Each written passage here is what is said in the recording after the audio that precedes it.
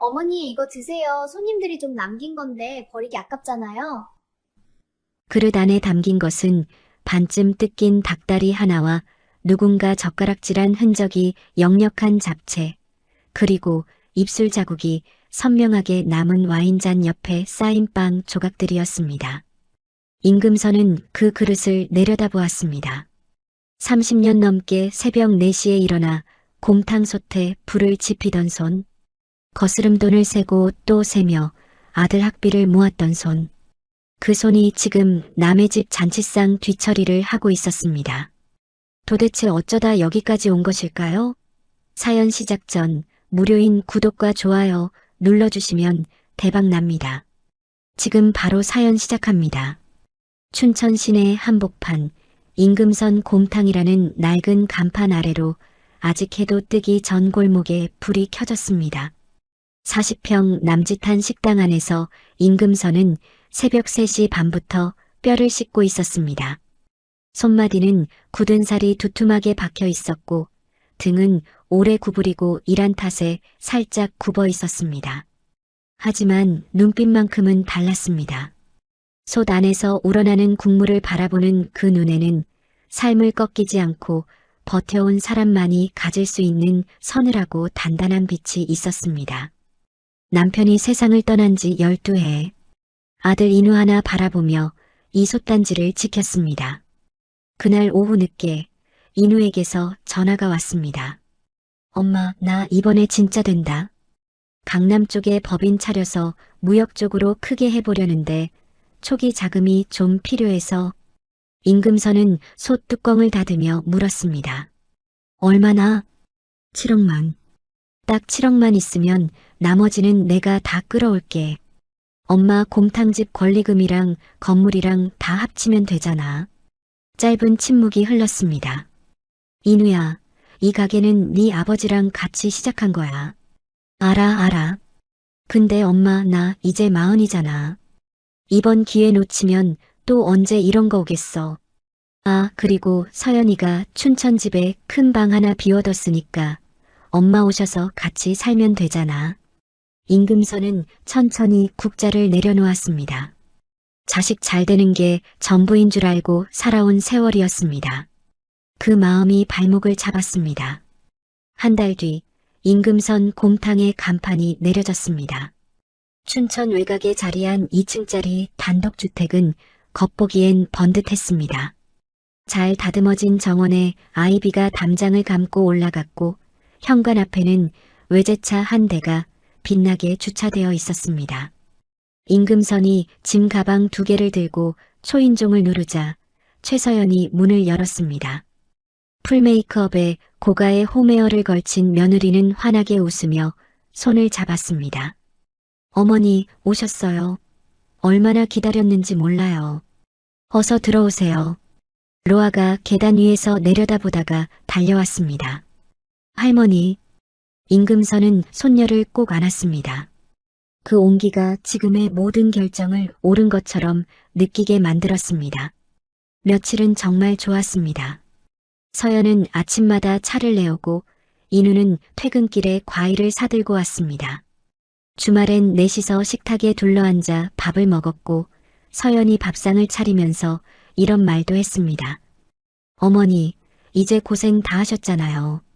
저희가 효도할게요.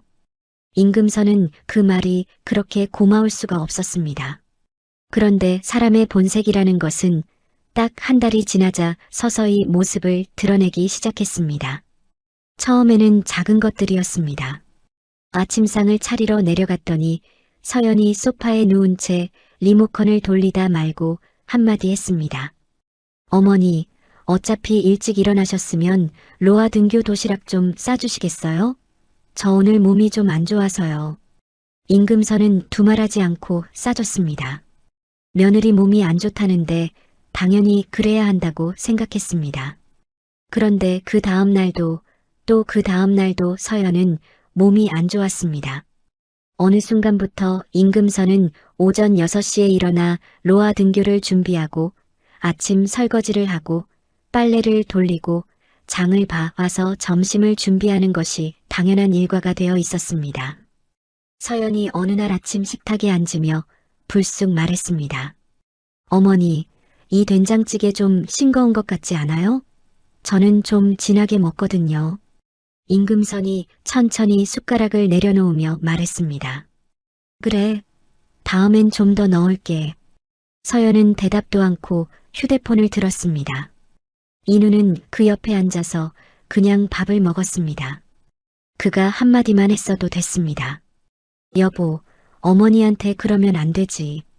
딱 한마디. 그런데 그 한마디는 끝내 나오지 않았습니다. 2달째 접어들자 요구는 본격적으로 거칠어졌습니다. 어머니, 저녁은 갈비찜으로 해주세요. 자기가 갈비찜 먹고 싶다고 해서요. 어머니, 청소 좀 더 꼼꼼하게 해주세요. 화장실 구석에 물때가 있더라고요. 어머니, 오늘 로아 학원 픽업 좀 부탁드려도 돼요?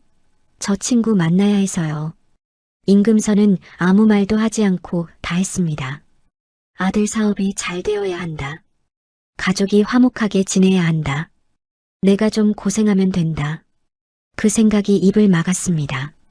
그러던 어느 토요일 오후였습니다. 현관문이 열리며 서연의 친구들이 우르르 들어왔습니다. 3명이었는데 하나같이 잘 차려입고 향수 냄새를 풍기며 들어서더니 거실 소파에 자리를 잡았습니다. 서연이 손뼉을 한번 치더니 부엌 쪽을 향해 소리쳤습니다. 어머니, 우리 간단하게 파티 음식 좀 부탁해요. 샐러드랑 구이 종류로요. 과일도요. 친구들이 킥킥 웃었습니다. 임금선은 그 소리를 들으며 냉장고를 열었습니다. 손이 천천히 움직였습니다. 그러나 가슴속 어딘가에서 뭔가가 서서히 죄어드는 느낌이 들었습니다. 파티는 3시간 넘게 계속됐습니다. 와인 잔이 비워지면 임금선이 채웠고 접시가 비면 임금선이 날랐습니다. 서연의 친구 중 한 명이 임금선 쪽을 힐끗 보며 서연에게 낮게 속삭였습니다. 야, 살림 도우미 쓰는 거야? 서연이 와인 잔을 기울이며 희죽 웃었습니다. 뭐 비슷한 거지. 임금선의 귀에 그 말이 고스란히 들어왔습니다. 파티가 끝난 뒤 거실에는 먹다 남은 음식과 기름 자국이 번진 접시들이 난무했습니다. 서연이 자리에서 일어나 뻐근한 듯 기지개를 켜더니 남은 음식들을 대충 한 그릇에 담았습니다. 뜨따만 닭다리, 젓가락 자국이 가득한 잡채, 손님들이 집어먹다 남긴 빵 조각들. 그것을 임금선 앞에 밀었습니다. 어머니, 이거 드세요. 버리기엔 아깝잖아요. 소름 끼치는 정적이 흘렀습니다. 임금선은 그 그릇을 내려다봤습니다. 남의 입이 닿은 찌꺼기들. 부엌대기도 아니고 도우미도 아니고 이 집의 어머니인데. 서연은 이미 뒤돌아서서 스마트폰을 들여다보고 있었습니다. 임금선이 낮고 조용하게 입을 열었습니다. 서연아. 서연이 귀찮은 듯 고개를 반쯤 돌렸습니다. 왜요? 이게 지금 어머니한테 드리는 밥상이야? 서연이 눈을 가늘게 뜨며 천천히 말했습니다. 어머니, 남긴 거라고요. 버리는 것보다 낫잖아요. 요즘 세상에 음식 버리면 벌금도 나온다고요. 혹시 입맛이 없으세요? 그럼 제가 그냥 버릴게요.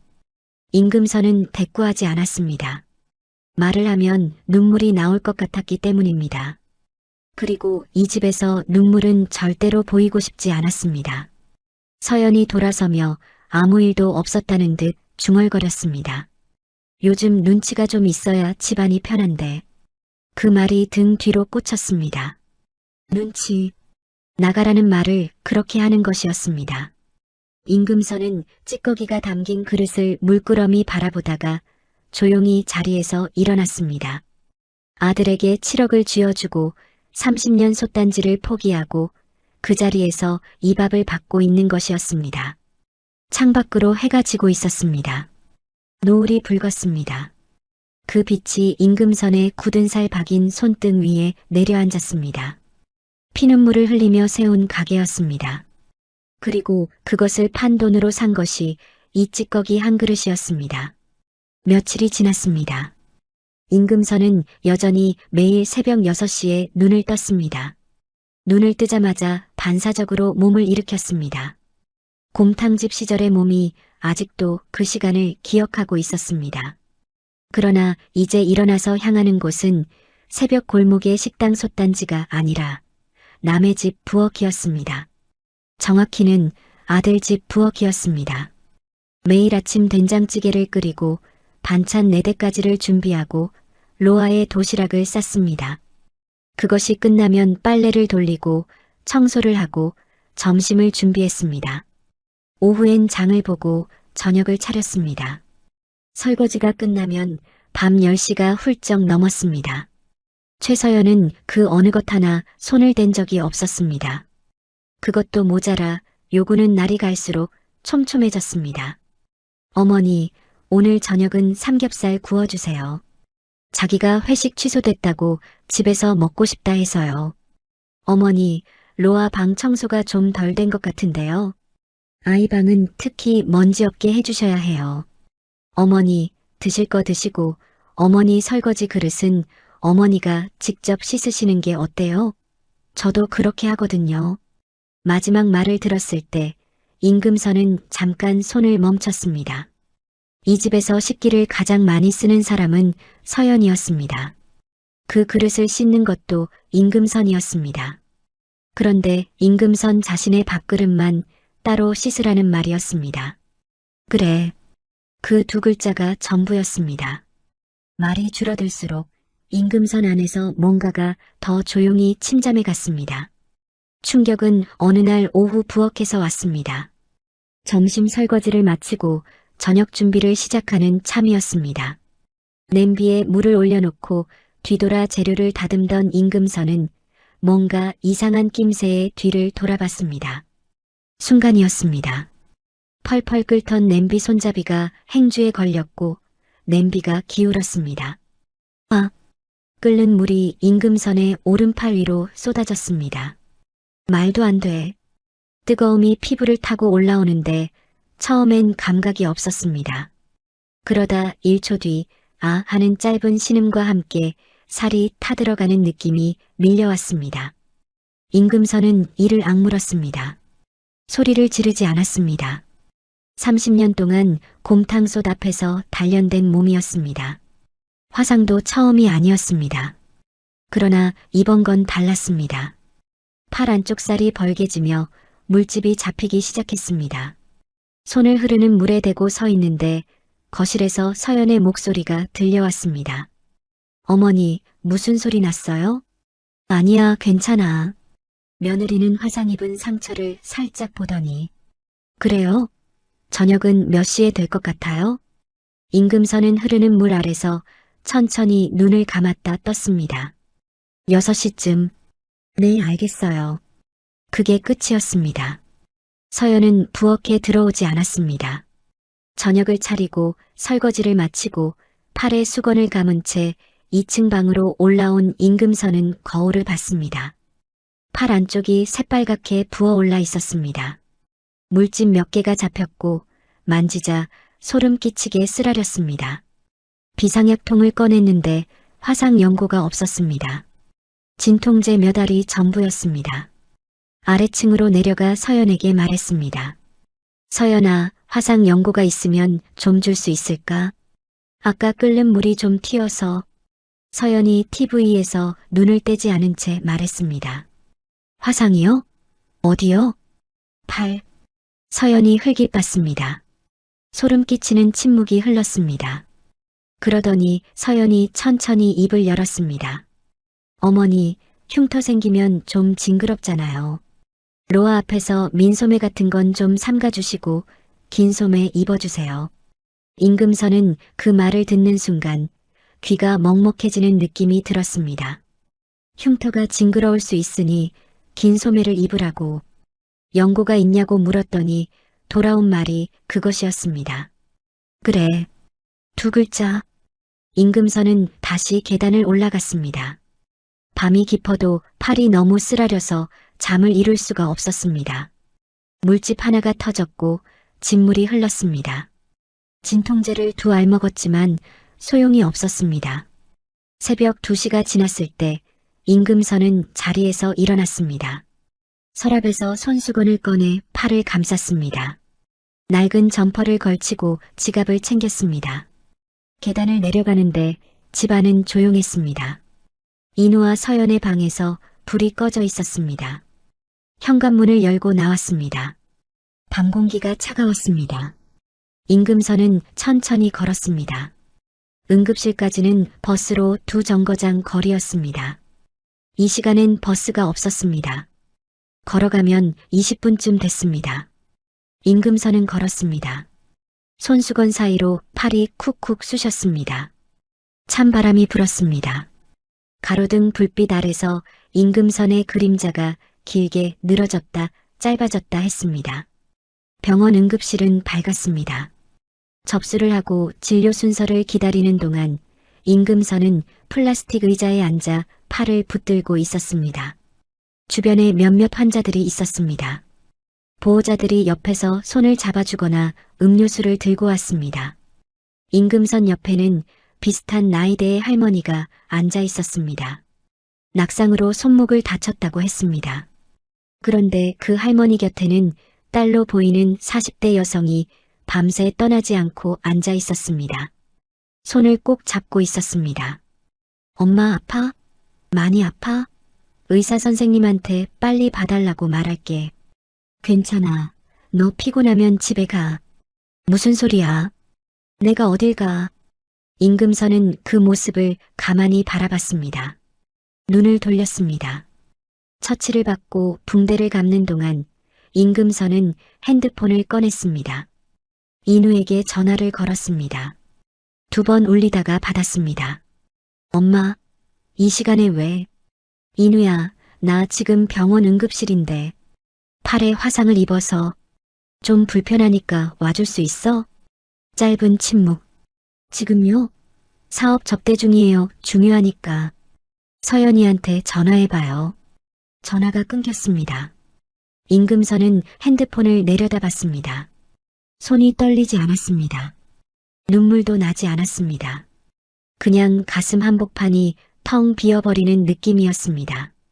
서연에게 전화를 걸었습니다. 신호가 3번 갔습니다. 그리고 받았습니다. 어머니, 이 시간에요? 응, 나 병원인데. 인우한테 전화하니까 너한테 하라고 해서. 서연의 목소리에서 잠이 덜 깬 짜증이 묻어났습니다. 어머니, 저 지금 겨우 잠들었거든요. 그리고 밤에 응급실 같이 있어줄 사람이 어디 있어요? 카카오 택시 앱 있으시잖아요? 치료 다 받으시면 그거 불러서 오세요. 모르시면 유튜브 보시고 하세요. 전화가 끊겼습니다. 새벽 응급실. 붕대를 칭칭 감은 팔을 내려다보며 임금선은 의자에 앉아 있었습니다. 옆 침대에서는 아까 그 할머니가 딸과 나지막하게 이야기를 나누고 있었습니다. 딸이 믹스커피를 뽑아다 드렸고 할머니가 나는 블랙이 좋은데 하자 딸이 엄마 밤에 블랙은 안 돼. 잠 못 자 하며 핀잔을 줬습니다. 그 목소리에 웃음이 섞여 있었습니다. 임금선은 그 소리를 들으며 창문을 봤습니다. 밖은 여전히 어두웠습니다. 그 어둠이 딱 지금 자기 마음 같았습니다. 아침이 됐을 때 퇴원 수속을 밟으며 나오는데 그 할머니도 동시에 나왔습니다. 병원 입구에 아들, 딸, 사위까지 와 있었습니다. 차가 2대였습니다. 서로 타겠다고 실랑이를 벌이며 웃었고 결국 할머니가 딸 차에 탔습니다. 창문을 내리고 손을 흔드는 할머니 얼굴이 환했습니다. 임금선은 병원 입구에 서서 그 차가 골목을 빠져나가는 것을 지켜봤습니다. 핸드폰에서 카카오 택시 앱을 열었습니다. 손가락이 느렸습니다. 유튜브를 보기에는 팔이 너무 쓰라렸습니다. 타자도 어렵고. 임금선은 벤치에 앉아 기다렸습니다. 붕대 감긴 팔이 쓰라렸지만 그보다 더 쓰라린 것은 다른 데 있었습니다. 이 나이에 이 새벽에 이 병원 앞에 혼자 마침 응급 환자가 입원하기 위해 타고 온 택시가 바로 앞에 왔습니다. 임금선은 천천히 일어섰습니다. 등을 곧게 펴려고 했는데 잘 되지 않았습니다. 그냥 걸었습니다. 병원 입원 환자가 내리고 차 문을 열고 타면서 기사가 인사를 건넸습니다. 어디까지 가세요? 임금선이 주소를 말했습니다. 아들의 집 주소였습니다. 기사가 출발했고 임금선은 창문을 봤습니다. 새벽빛이 스미기 시작하는 하늘 아래로 춘천거리가 천천히 흘러갔습니다. 임금선은 붕대 감긴 팔을 무릎 위에 조용히 올려놓았습니다. 아무 말도 하지 않았습니다. 그러나 그 눈빛은 어제와는 달랐습니다. 뭔가가 바뀌고 있었습니다. 아직 형태는 없었지만 분명히 뭔가가. 집으로 돌아온 뒤 며칠이 지났습니다. 붕대를 감은 팔로 임금선은 여전히 밥을 지었습니다. 빨래를 했습니다. 장을 봤습니다. 서연은 그 팔을 보고도 아무 말이 없었습니다. 인우도 마찬가지였습니다. 어느 날 아침 로아가 식탁에 앉다가 할머니 팔을 힐끗 봤습니다. 할머니, 팔 왜 그래? 임금선이 웃으며 말했습니다. 조금 다쳤어. 괜찮아. 로아는 그 말에 고개를 끄덕이더니 바로 숟가락을 들었습니다. 할머니, 나 오늘 계란말이 먹고 싶어. 임금선은 붕대 감긴 팔로 계란을 깼습니다. 그러던 어느 오후였습니다. 임금선의 핸드폰이 울렸습니다. 저장되지 않은 번호였습니다. 여보세요. 임금선 씨 되시죠? 저는 부동산 공인중개사인데요. 임금선 씨 명의로 된 시골 땅 관련해서 연락드렸습니다. 임금선은 잠깐 멈췄습니다. 시골 땅, 남편이 죽기 전에 사둔 것이었습니다. 인제 쪽 외딴 산자락 아래 논도 밭도 아닌 어중간한 자투리 땅이었습니다. 매년 재산세가 나왔지만 워낙 쥐꼬리만 한 금액이라 그냥 내왔습니다. 팔려고 내놓아도 사겠다는 사람이 없어서 그냥 까먹고 있었던 땅이었습니다. 그 땅이요? 네. 사실 이번에 고속도로 노선이 확정됐는데요. 그 노선이 임금선 씨 땅 바로 위로 지나가게 됐거든요. 수용 보상이 들어오면 최소 20억은 받으실 수 있습니다. 임금선의 손이 멈췄습니다. 20억이요? 네. 저희 쪽에서 미리 매입 의사 있는 곳이랑 연결해 드릴 수도 있고요. 혹시 지금 바로 결정 어려우시면 천천히 생각해 보시고 연락 주세요. 네, 한번 생각해 볼게요. 전화를 끊고 임금선은 가만히 앉아 있었습니다. 20억. 그 숫자가 공중에 떠 있는 것 같았습니다. 말도 안 돼. 그 쓸모없던 땅이 20억이라니. 임금선은 핸드폰을 식탁 위에 내려놓았습니다. 그리고 생각했습니다. 인우에게 반은 물려줘야지. 그래도 내 자식인데. 나머지 반은 내가 갖고 이 집을 나가야겠다. 아직 다 정하지는 않았지만 처음으로 나가야겠다는 생각이 선명하게 떠올랐습니다. 문제는 그 통화를 들은 사람이 있었다는 것이었습니다. 임금선이 전화를 받던 시간, 서연은 2층 계단 중간에 서 있었습니다. 올라가다 말고 멈춰서 난간에 손을 얹은 채 아래층에서 들려오는 통화 내용을 처음부터 끝까지 들었습니다. 20억. 서연의 눈이 가늘어졌습니다. 입술 끝이 올라갔습니다. 그 미소는 따뜻한 것이 아니었습니다. 서연은 발소리를 죽이고 방으로 들어갔습니다. 문을 닫자마자 인우에게 전화를 걸었습니다. 자기야, 빨리 와. 할 얘기 있어. 그날 밤 임금선이 2층 방에서 불을 끄고 누웠을 때 아래층 안방에서는 인우와 서연의 목소리가 새어나왔습니다. 문이 완전히 닫히지 않았는지 소리가 복도를 타고 올라왔습니다. 20억이면 그냥 드릴 수 없잖아. 어머니, 지금 정신이 온전하신 거 맞아? 요즘 좀 이상하지 않아? 서연의 목소리였습니다. 이상하긴 뭐가 이상해. 멀쩡하시잖아. 인우가 낮게 말했습니다. 자기야, 잘 생각해봐. 어머니가 저 땅 팔아서 어디다 쓸 것 같아? 우리한테 줄 것 같아? 아니면 당신 맘대로 쓸 것 같아? 우리가 어머니 모시고 살잖아. 이 집 생활비도 다 우리가 대고 밥도 해드리고. 그런데 20억을 본인이 다 갖겠다고 하면 그게 말이 돼?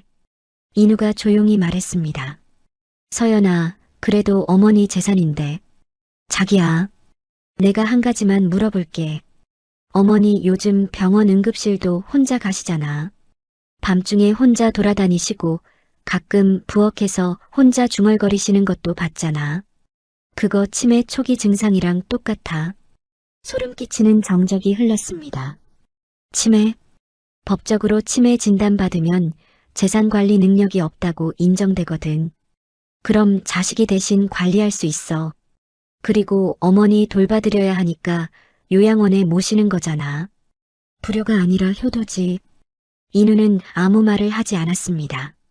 서연이 낮고 차갑게 말을 이었습니다.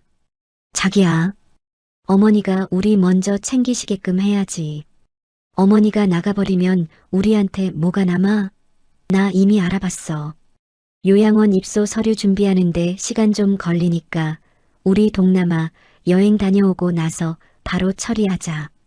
임금선은 천장을 보고 누워 있었습니다. 눈이 떠져 있었습니다. 아래층 소리가 잦아들었습니다.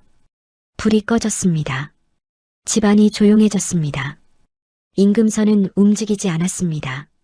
치매. 자신을 치매 환자로 만들려 한다는 것이었습니다. 멀쩡히 귀가 들리고 눈이 보이고 오늘 아침에도 혼자 장을 봐온 사람을 가슴 한복판이 도련해지는 것 같았습니다. 아들이 그 얘기를 들으면서 아무 말도 하지 않았다는 것이, 거절하지 않았다는 것이. 임금선은 눈을 감았습니다. 그러나 눈물은 나지 않았습니다. 눈물이 나올 자리가 없었습니다. 이미 어딘가에서 다 말라버린 것 같았습니다. 다음 날 낮이었습니다. 서연이 로아를 데리고 마트에 나갔습니다. 인우는 회사에 있었습니다. 집안이 조용해지자 임금선은 2층 방에서 내려왔습니다. 안방 문 앞에 섰습니다. 들어가면 안 된다는 걸 알았습니다. 그러나 발이 문 쪽으로 향했습니다. 문을 열었습니다. 침대 옆 서랍장 위에 서류 봉투가 있었습니다. 임금선은 가까이 다가갔습니다. 봉투 위에 요양원 입소 관련이라는 글씨가 보였습니다. 손이 떨렸습니다. 봉투를 열었습니다. 서류가 있었습니다. 인쇄된 서류였습니다. 임금선의 이름이 찍혀 있었습니다. 주민등록번호가 있었습니다. 입소자 성명란에 임금선, 보호자란에 박인우, 그리고 보호자 서명란 옆에 인우의 도장이 찍혀 있었습니다. 이미 찍혀 있었습니다. 임금선은 그 서류를 들고 한참을 서 있었습니다. 다리에 힘이 빠졌습니다. 벽에 손을 짚었습니다. 30년 새벽 솥단지, 아들 학비, 사업 자금 7억, 곰탕집 간판을 내리던 날의 눈물. 그 모든 것이 파도처럼 밀려왔다가 썰물처럼 빠져나갔습니다. 그리고 남은 것은 딱 하나였습니다. 이 집에 더 있을 이유가 없다. 임금선은 서류를 내려놓았습니다. 봉투 안에 다시 넣고 서랍장 위에 올려뒀습니다. 아무것도 건드리지 않은 것처럼. 그리고 방을 나왔습니다. 계단을 올라가며 생각했습니다. 20억. 그 땅 판 돈. 그것은 내 것이었습니다. 남편이 남겨준 것이었습니다. 아무도 손댄 적 없는 것이었습니다. 임금선은 자기 방으로 들어가 문을 잠갔습니다. 핸드폰을 꺼냈습니다. 부동산 중개사 번호를 찾았습니다. 통화 버튼을 눌렀습니다. 여보세요. 아까 전화 주셨던 분이죠. 그 땅 파는 쪽으로 진행해 주세요. 목소리가 떨리지 않았습니다. 오히려 이상하리만큼 차분했습니다. 며칠이 흘렀습니다.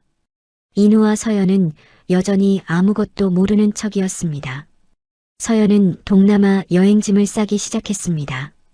캐리어를 꺼내고 로아 옷을 골라넣고 선크림과 수영복을 챙기며 들뜬 표정이었습니다. 그 옆에서 임금선은 빨래를 겠습니다. 서연이 문득 임금선을 돌아보며 말했습니다. 어머니, 저희 다음 주에 일주일 여행 가거든요. 그동안 집 좀 봐주세요. 화분물이랑 택배 수령이요. 그래. 어머니도 좀 편하게 쉬세요. 저희 없으면 청소도 덜 해도 되고. 임금선은 대답하지 않고 빨래를 계속했습니다. 서연이 돌아서며 혼잣말처럼 중얼거렸습니다. 근데 자기야, 여행 다녀오면 바로 처리해야 하니까 서류 다시 한번 확인해봐.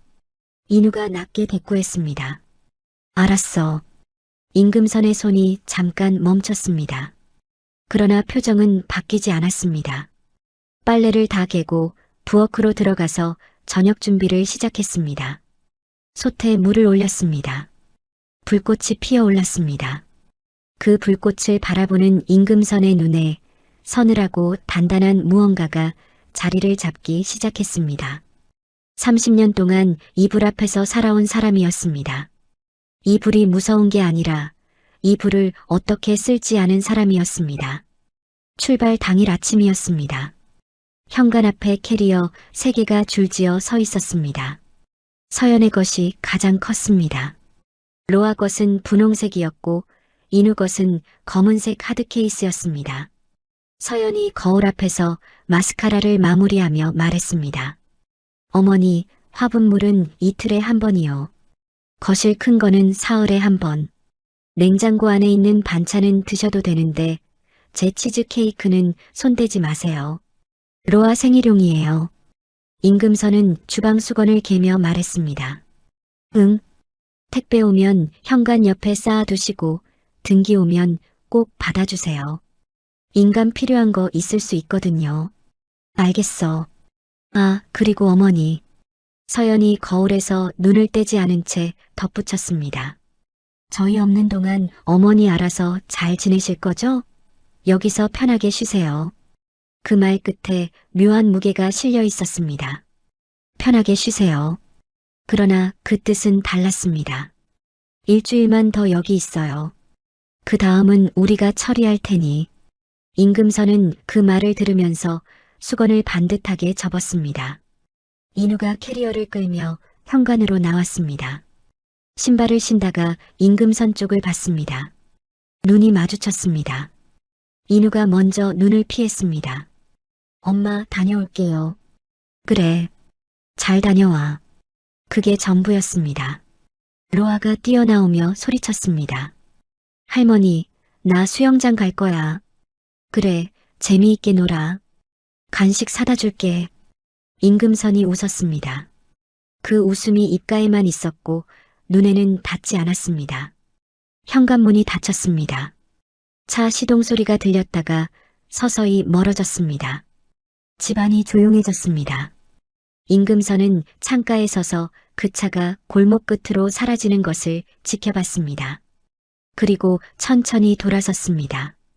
표정이 바뀌었습니다. 눈빛이 달라졌습니다.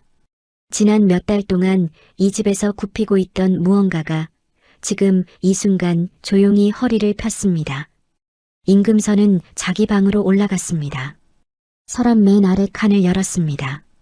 그 안에 봉투 하나가 있었습니다. 부동산 중개사가 보내온 서류였습니다. 땅 매매 계약서였습니다. 이미 서명을 해뒀습니다. 그 옆에 또 다른 명함이 있었습니다. 법무법인 명함이었습니다. 임금선이 전화를 걸었습니다. 여보세요. 저번에 상담 요청했던 임금선입니다. 오늘 직접 찾아뵐 수 있을까요? 법무법인 사무실은 춘천 시내 5층짜리 건물 안에 있었습니다. 임금선은 붕대가 풀린 팔에 연분홍 카디건을 걸치고 들어갔습니다. 팔 안쪽엔 아직 흉터가 남아 있었지만 임금선은 그것을 숨기지 않았습니다. 변호사는 40대 초반의 여성이었습니다. 안경을 쓰고 있었고 서류를 보는 눈이 빠르고 정확했습니다. 임금선이 상황을 설명했습니다. 곰탕집을 팔아 아들에게 사업 자금 7억을 증여한 것. 아들 명의 집에서 사실상 가정부로 살아온 것. 그리고 요양원 강제 입소 서류에 아들의 도장이 이미 찍혀 있다는 것. 변호사가 서류를 들여다보며 물었습니다. 증여하실 때 조건이 있었나요? 부양 의무나 동거 조건 같은 것이요. 구두로는 있었죠. 같이 살면서 잘 모시겠다고 했으니까요. 증거가 있으신가요? 문자나 녹음이요. 임금선이 핸드폰을 꺼냈습니다. 지난 몇 달 동안 임금선은 서연의 말을 가끔 녹음해뒀습니다. 자신도 몰랐습니다. 그냥 이상하다 싶을 때 손이 먼저 움직였습니다. 곰탕집 장사를 하며 30년 동안 갈고 닦은 생존 본능이었습니다. 흉터가 징그러우니 긴 소매 입으라는 말, 눈치가 있으면 나가라는 말, 요양원 처리하자는 말. 변호사가 녹음 파일을 듣고 나서 안경을 고쳐 썼습니다. 증여 무효 소송 가능합니다. 부양 의무 불이행을 원인으로요. 그리고 요양원 강제 입소 시도는 그 자체로 심각한 법적 문제가 될 수 있어요. 임금선이 물었습니다. 집은요? 지금 그 집이 어머니 증여 자금으로 마련된 거면 가압류 신청 가능합니다. 단 빠르게 움직여야 해요. 임금선이 고개를 끄덕였습니다. 빠르게 움직이죠. 변호사가 처음으로 임금선을 다르게 봤습니다. 눈앞에 이 여성은 절대로 무너진 사람이 아니었습니다. 그날 오후 늦게 임금선은 부동산으로 갔습니다. 공인중개사가 반갑게 맞았습니다. 어머니, 잘 오셨어요. 매수자 측에서 계약금 이미 준비됐다고 했거든요. 오늘 계약서 쓰시면 일주일 안에 잔금 처리 가능해요. 임금선이 자리에 앉으며 말했습니다. 잔금 들어오면 바로 다른 계좌로 넘겨주세요. 제 단독 명의로요. 네, 그렇게 해드리겠습니다. 그리고 한 가지 더. 제가 지금 사는 집도 급매로 내놓으려고 하는데요. 중개사가 눈을 약간 크게 떴습니다. 아드님 명의 집이요? 가압류 들어갈 거예요. 법적으로 처리되는 대로 진행하면 됩니다. 변호사 쪽에서 직접 연락할 거예요. 중개사가 잠시 임금선을 바라봤습니다. 그리고 조용히 말했습니다. 어머니, 많이 힘드셨겠다. 임금선이 짧게 웃었습니다. 아직 안 끝났어요. 그 주 내내 임금선은 조용히 움직였습니다. 낮에는 변호사 사무실을 오갔습니다. 서류를 꼼꼼히 읽고 도장을 찍었습니다. 증여 무효 소송 서류가 법원에 접수됐습니다. 집에 대한 가압류 신청도 들어갔습니다. 저녁엔 집으로 돌아와 화분에 물을 줬습니다. 택배가 오면 받아뒀습니다. 냉장고를 정리했습니다. 서연이 가끔 여행지에서 카카오톡을 보냈습니다. 어머니, 다 잘 있죠? 혹시 등기 온 거 있어요? 임금선이 답했습니다. 응, 잘 있어. 등기는 아직? 서연이 답장을 보냈습니다. 감사해요, 어머니. 고생하세요. 임금선은 그 메시지를 읽고 핸드폰을 내려놓았습니다. 고생하세요. 마지막이 될 고생이었습니다. 출국 닷새째 되는 날, 땅 매매 잔금이 들어왔습니다. 임금선은 은행 앱을 열었습니다. 통장 잔액을 확인하는 손가락이 천천히 움직였습니다. 20억. 그 숫자가 화면에 선명하게 찍혀 있었습니다. 임금선은 잠시 그 숫자를 바라봤습니다. 남편이 남겨준 것이었습니다. 가치도 없던 땅이라고, 팔리지도 않는다고 그냥 놔두라고 했던 땅이었습니다. 그 땅이 지금 이 숫자가 됐습니다. 여보, 당신 덕분이에요. 혼자서 중얼거렸습니다. 그리고 핸드폰을 들었습니다. 항공사 앱을 열었습니다. 짐을 쌌습니다. 캐리어는 없었습니다. 낡은 보스턴백 하나에 옷 몇 벌을 넣었습니다. 속옷, 카디건, 편한 신발, 남편 사진이 담긴 작은 액자, 그리고 아직 쓰지 않은 노트 한 권. 나머지는 두고 갔습니다. 서연이 사다 줬던 낡은 앞치마, 주방에서 쓰던 물건들, 로아가 그려준 그림 한 장은 챙겼습니다. 손녀가 그린 것이었습니다. 아이가 나빠서가 아니었습니다. 아이는 그냥 부모를 보고 배웠을 뿐이었습니다. 현관에 섰습니다. 집안을 한번 돌아봤습니다. 거실, 주방, 계단. 몇 달 동안 쓸고 닦고 밥 짓던 공간이었습니다. 그런데 이상하게도 아무 미련이 없었습니다. 처음부터 내 집이 아니었습니다. 현관문을 열고 나왔습니다. 문을 닫았습니다. 열쇠는 현관 매트 아래 두고 왔습니다. 아들 집 열쇠였으니 아들 집에 두고 가는 게 맞았습니다. 공항 가는 버스 안에서 임금선은 창밖을 봤습니다. 춘천 거리가 흘러갔습니다. 30년 넘게 살았던 곳이었습니다. 곰탕집이 있던 골목도, 아들 학교 가던 버스 정류장도, 남편이랑 같이 걷던 호숫가도 다 이 도시 안에 있었습니다. 임금선은 그것들을 하나하나 바라봤습니다. 이별이라기보다는 확인 같은 것이었습니다. 나는 여기서 잘 살았다. 열심히 살았다. 틀리지 않았다. 버스가 달렸고 거리가 뒤로 물러났습니다. 공항에 도착했습니다. 발권 창구 앞에 섰습니다. 제주도 가는 거요. 오늘 출발편으로요. 직원이 탑승권을 내밀었습니다. 임금선이 그것을 받아들었습니다. 가방을 들고 보안구역으로 걸어 들어갔습니다. 등이 곧았습니다. 발걸음이 느리지 않았습니다. 30년 동안 곰탕솥 앞에서 굽어있던 그 등이 지금 이 순간 처음으로 완전히 펴져 있었습니다. 비행기가 제주공항에 내려앉은 것은 오후 늦은 시각이었습니다. 창밖으로 야자수가 보였습니다. 하늘이 넓었습니다. 춘천과는 공기가 달랐습니다. 습하고 짭조름한 바람이 게이트를 나서자마자 얼굴에 닿았습니다. 임금선은 잠깐 멈춰서서 그 바람을 맞았습니다. 50년 가까이 솥단지 앞에서 더운 김을 맡으며 살았는데 이 바람은 달랐습니다. 무언가를 데려가는 바람이 아니라 무언가를 내려놓게 하는 바람이었습니다. 핸드폰이 울렸습니다. 인우였습니다. 임금선은 화면을 봤습니다. 진동이 2번, 3번 이어졌습니다. 받지 않았습니다. 가방을 고쳐 메고 택시 승강장으로 걸어갔습니다. 서귀포 쪽으로 가주세요. 숙소 먼저 들어가야 해서요. 기사가 출발했고 임금선은 뒷좌석에서 창밖을 바라봤습니다. 초록이 많았습니다. 도로 양옆으로 나무들이 빽빽했습니다. 하늘과 땅 사이가 이렇게 넓은 곳이 있다는 것을 30년 동안 좁은 식당 안에서만 살았던 사람은 잊고 있었습니다. 핸드폰이 또 울렸습니다. 이번엔 서연이었습니다. 임금선은 창밖을 보면서 핸드폰을 가방 안에 넣었습니다. 서귀포 시내 작은 게스트하우스에 짐을 풀었습니다. 2층짜리 작은 건물이었는데 주인 할머니가 직접 운영하는 곳이었습니다. 방은 단출했습니다. 싱글 침대 하나, 작은 책상, 창문 너머로 귤밭이 보였습니다. 임금선은 가방을 내려놓고 창문을 열었습니다.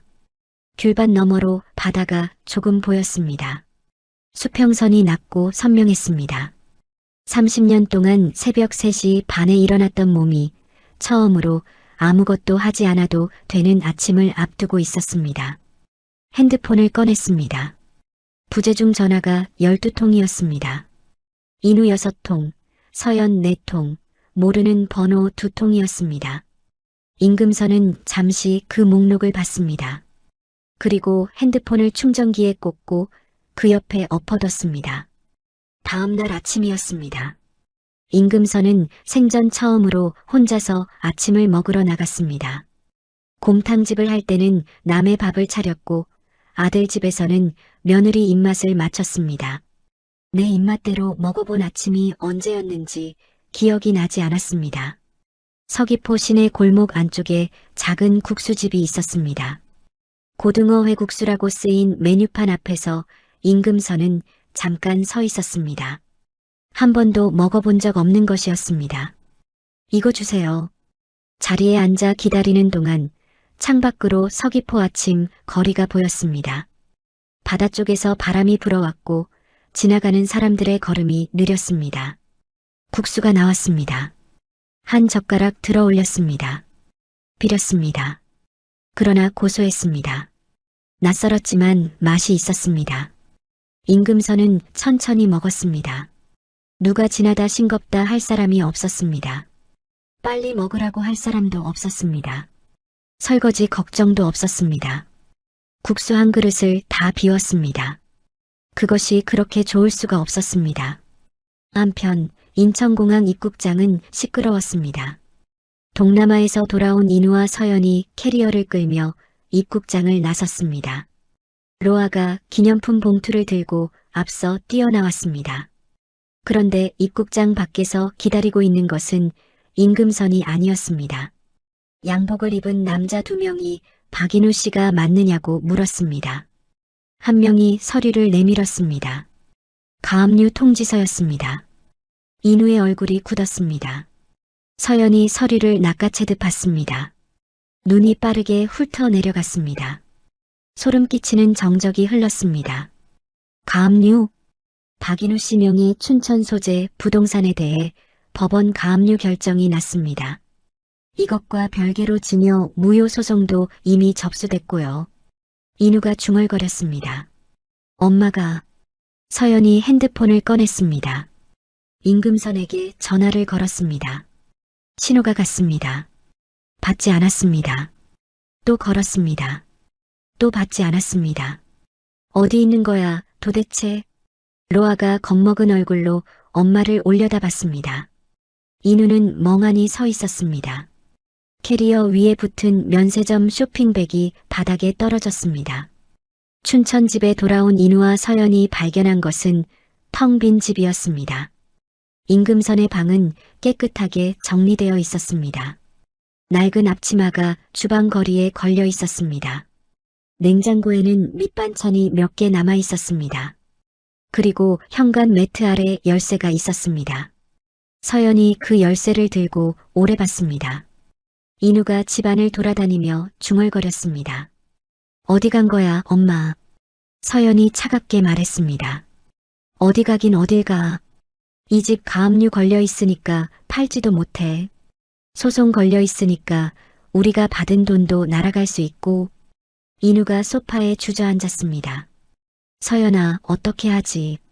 자기가 사인한 거잖아. 요양원 서류에. 그게 녹음됐을 수도 있다고. 인우의 얼굴이 창백해졌습니다. 그로부터 며칠이 지나는 동안 임금선의 핸드폰에는 계속 전화가 왔습니다. 임금선은 서귀포 시내 맛집을 돌아다니고 있었습니다. 흑돼지 구이를 먹었습니다. 생선조림 정식을 먹었습니다. 오메기떡을 사들고 바다가 보이는 벤치에 앉아 먹었습니다. 곰탕집을 하면서 30년 동안 맛있는 음식을 먹으러 다니는 것은 사치였습니다. 새벽부터 밤까지 남의 밥을 차렸고 정작 자신은 서서 먹는 날이 더 많았습니다. 이제는 앉아서 먹었습니다.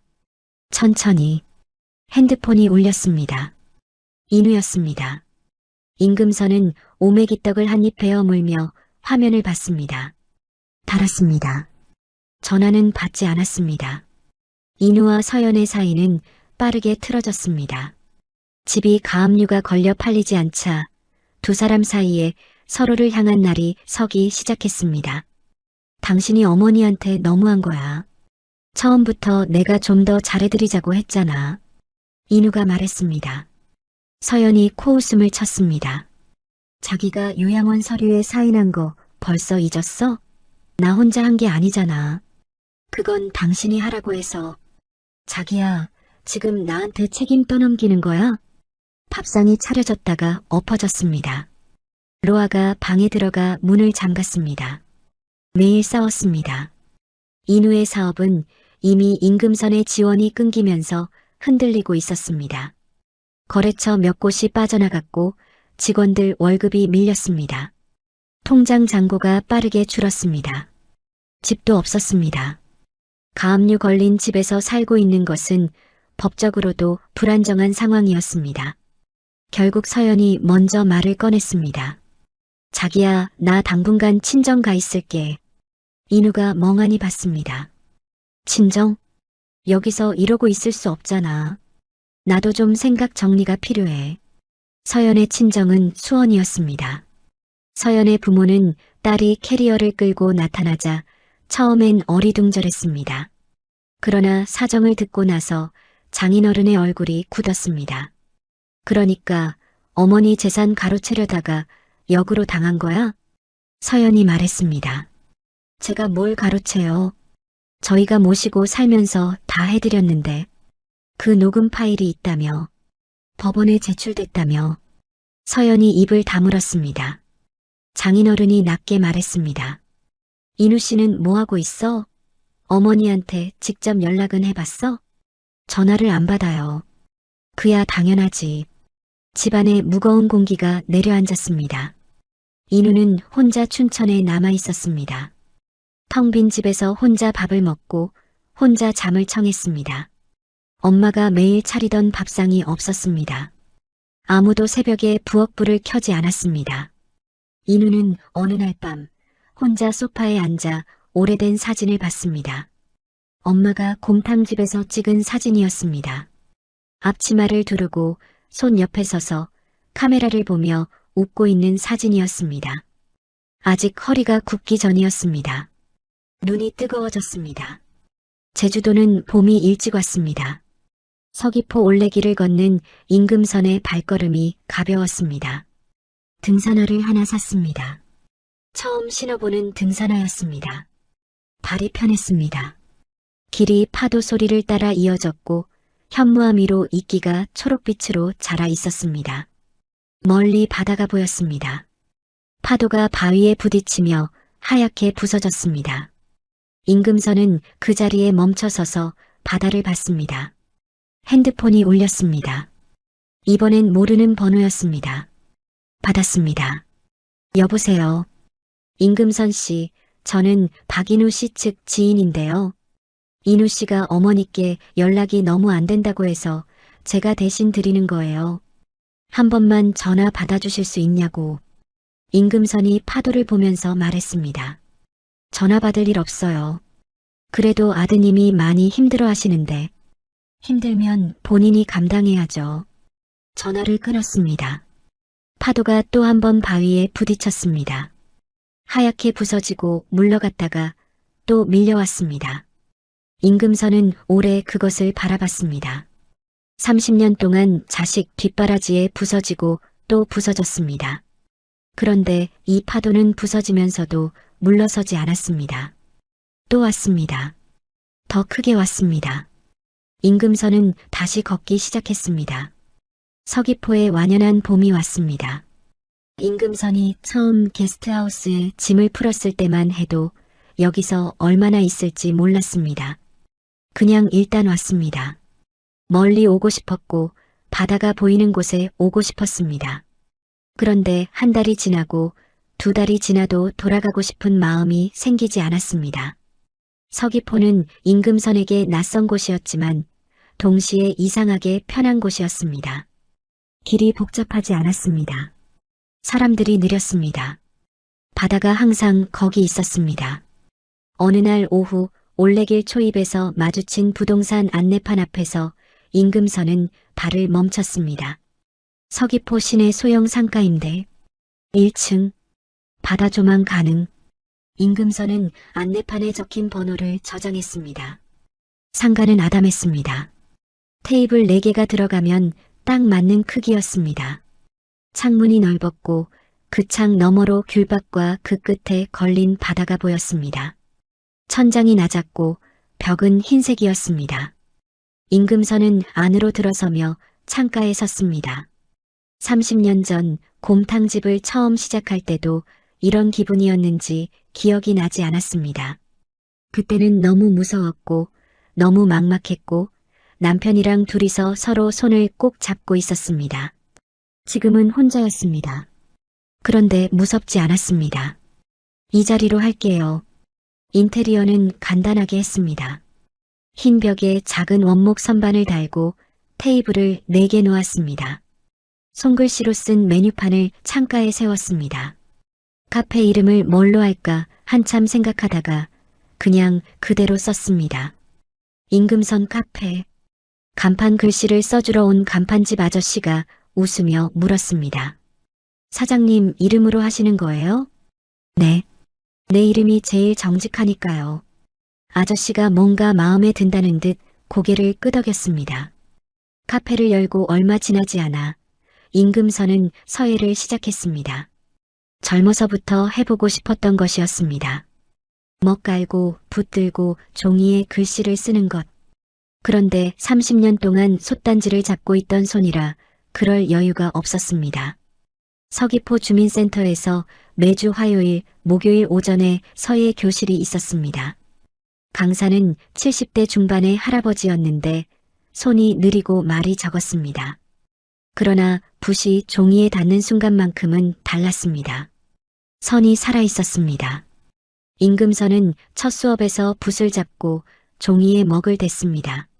선이 삐뚤어졌습니다. 강사가 옆에서 말했습니다. 힘 빼세요. 잡는 게 아니에요. 그냥 얻는 거예요. 임금선이 다시 붓을 댔습니다. 조금 나아졌습니다. 그것으로 충분했습니다. 서예 교실에서 만난 사람들이 있었습니다.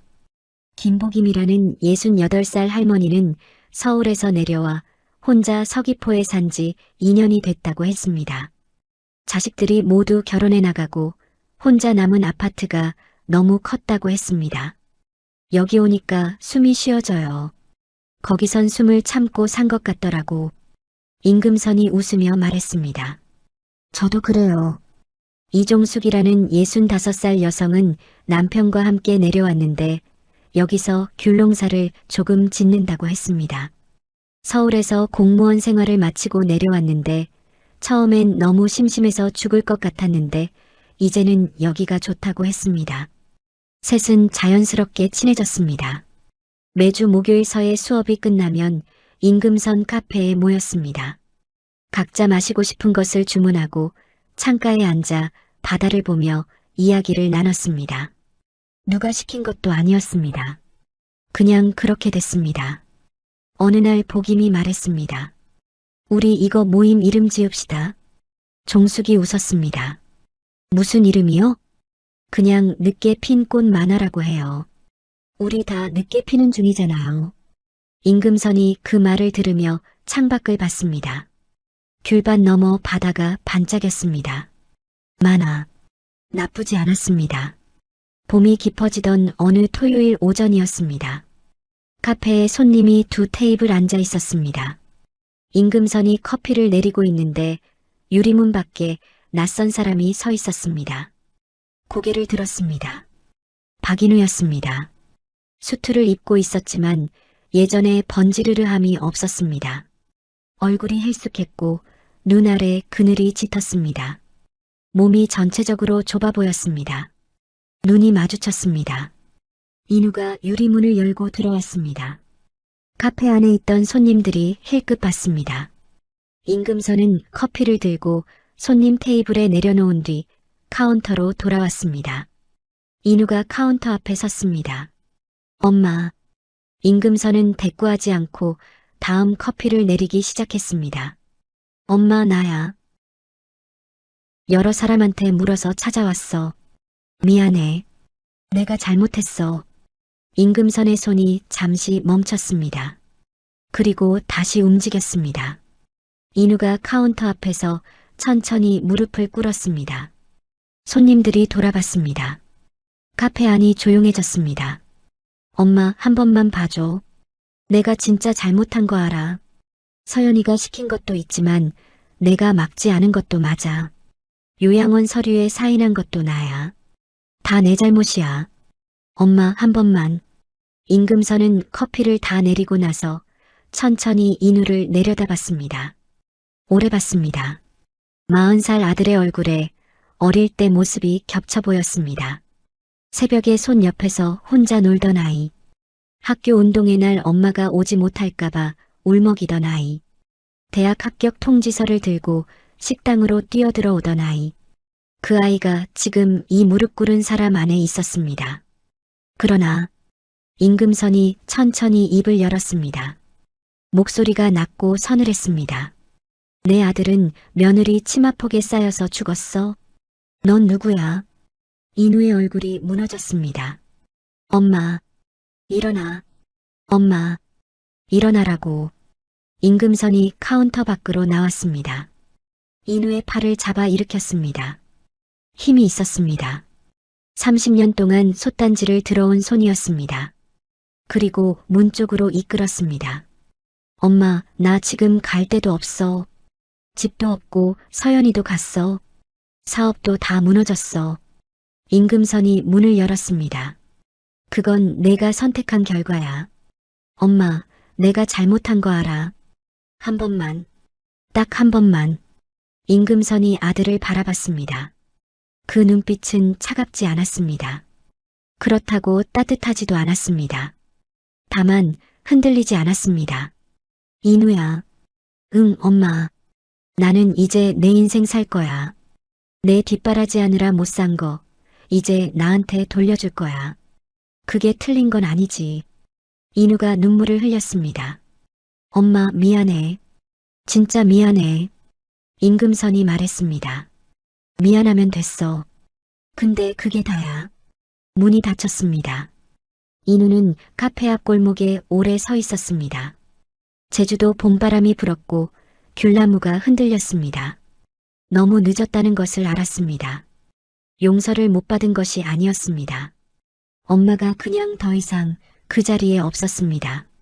아들을 위해 모든 것을 바치던 그 임금선이 이미 다른 사람이 되어 있었습니다. 그것이 더 무서웠습니다. 인우는 골목을 나섰습니다. 발걸음이 무거웠습니다. 그날 오후 카페 문을 닫고 임금선은 바닷가로 나갔습니다. 서귀포 앞바다였습니다. 방파제 끝에 서면 사방이 바다였습니다. 파도가 왔습니다.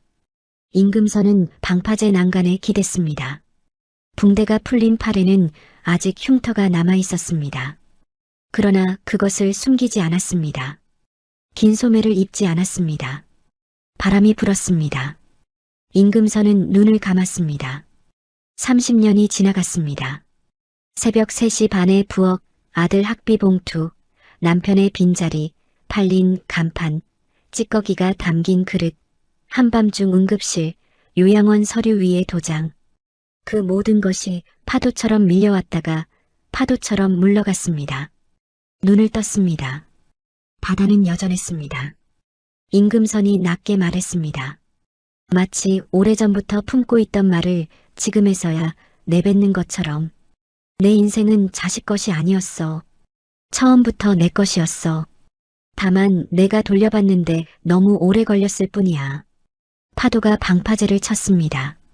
하얗게 부서졌다가 다시 바다로 돌아갔습니다. 임금선은 그 자리에 오래 서 있었습니다. 등이 고닫습니다. 머리카락이 바람에 날렸습니다. 우아하게 뒤로 넘긴 백발이 석양빛을 받아 빛났습니다. 30년 동안 솥단지 앞에서 굽어있던 그 등이 제주도 바다 앞에서 비로소 완전히 펴졌습니다. 그 후로도 임금선 카페는 매일 문을 열었습니다. 목요일마다 복임과 종숙이 왔고 서예 연습을 마친 손이 커피잔을 감쌌습니다. 가끔 여행객들이 들어와 창가에 앉아 바다를 봤습니다. 임금선은 붓을 잡는 손이 점점 익숙해졌습니다. 어느 날 서예 시간에 강사가 말했습니다. 이번엔 좋아하는 글귀 하나씩 써보세요. 복임은 건강이라고 썼습니다. 종숙은 감사라고 썼습니다. 임금선은 잠시 생각하다가 붓을 들었습니다. 천천히 한 획씩. 나. 임금선은 그 글자를 오래 내려다봤습니다. 강사가 옆에서 말했습니다. 참 힘있네요. 임금선이 웃었습니다. 이번엔 입가만이 아니었습니다. 눈까지 닿았습니다. 사연 속 내용 어떻게 생각하시나요? 댓글로 의견을 남겨주세요. 재미있으셨다면 무료인 구독과 좋아요 꼭 부탁드려요. 다음에도 재미있는 사연으로 찾아뵙겠습니다.